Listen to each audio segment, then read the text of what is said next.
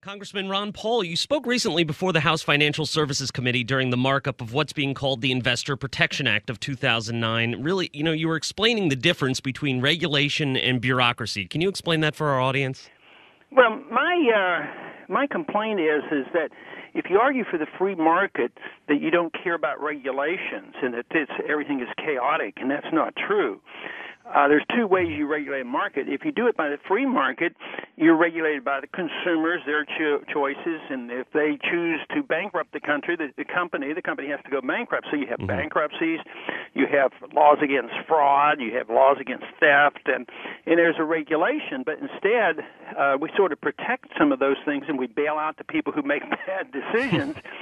At the same time, since the people who like government regulations don't understand that the problems come from the Federal Reserve and the manipulation of the money supply that creates the business cycle, so they figure, well, they can compensate. We'll just have more regulations, all these mistakes being made as a consequence of bad monetary policy. If we just have more bureaucrats checking up on everybody, we're going to, protect everybody. And my analogy is that it's similar to people who would like to prevent any slander or any bad comments in newspapers. They have prior restraint. We don't go to the government and say, well, check over everything we say in the media. No, that would be preposterous. But, there still are restraints on the media and what people say and do.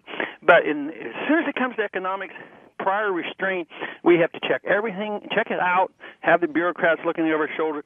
It causes chaos, causes prices go up, and contributes to the mistakes that the Federal Reserve makes. Well, there you go. Mentioning the Fed, you've got a book out now, End the Fed, and there's been really a lot of discussion recently to grow the size of this organization. What's the latest ramp up looking like, and is it just becoming more? Is it getting to a tipping point at this point? Yeah, it's getting pretty close. This bill we're working on now will be a few more weeks. I don't think it'll get finished before we have our break for Thanksgiving. But it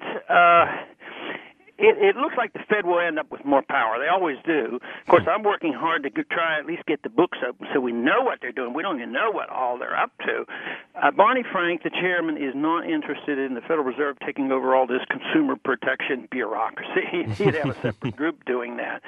But sure. I believe that when we finally finish it all, that the Fed will end up with more power, not less.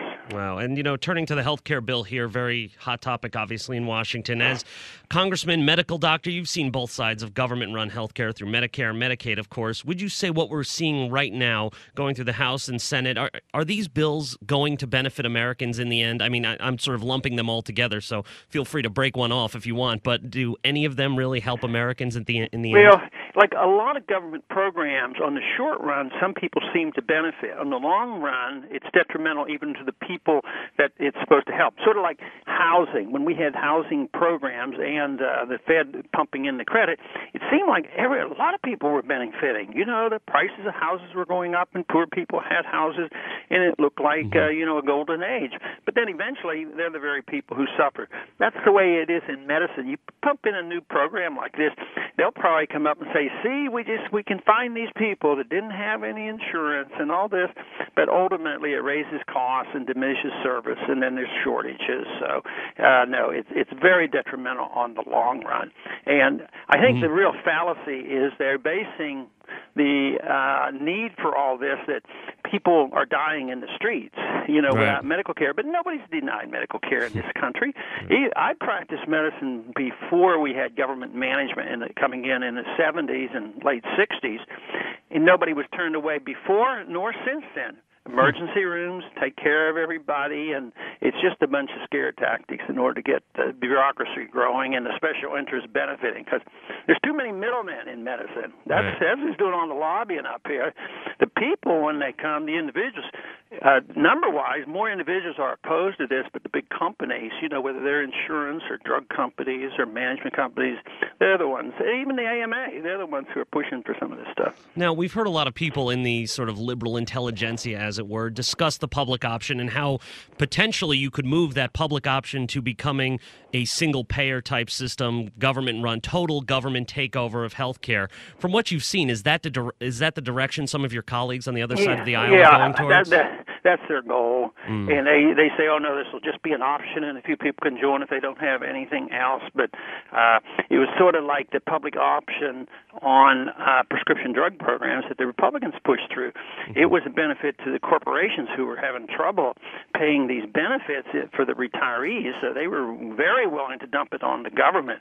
And even today, the public option of Medicare is not much of an option. If you're 65 and retired, I mean, you just don't go out and buy Blue Cross insurance anymore. They don't even offer it to you. And the medical savings account, which were introduced by Republicans, which I think is a good idea, they're prohibited if you're over 65. So it's always pushing you toward the government programs. Sure. And just lastly here, I want to discuss the races, Virginia, New Jersey, and the New York 23rd, I should say. We saw a conservative candidate gain 45% of the vote. Republicans take two very big seats. Should these results be taken as I mean, everyone's talking about, of course, referendum on the president, but really, should this be taken as a warning to a degree to some of those Republicans who may have, shall we say, not been in touch with their conservative side so much over the last few years? Oh, I hope so, and I hope it's a sign that there is a trend away from more big government. It looks like that we could interpret that, but it's still a little bit early to tell. And I think the biggest problem why there's this third party or Tea Party movement is that Republicans had lost so much credibility when they actually had a chance to cut back, and they really didn't do it.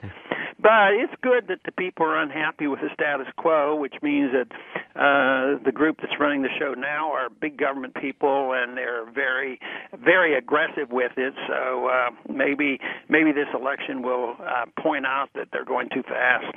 There we go. Congressman Ron Paul, thank you so much for your time.